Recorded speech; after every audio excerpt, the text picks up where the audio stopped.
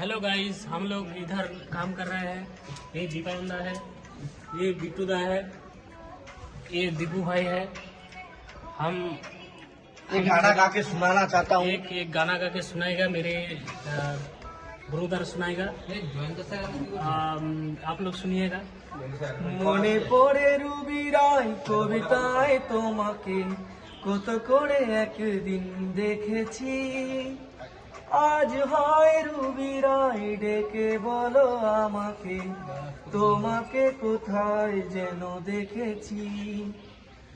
মনে পড়ে রুবিরাই तुझ बिन जाने बिन पहचाने मैंने हृदय से लगाया, पर मेरे प्यार के बदले में तुमने मुझको ये दिन दिखलाया।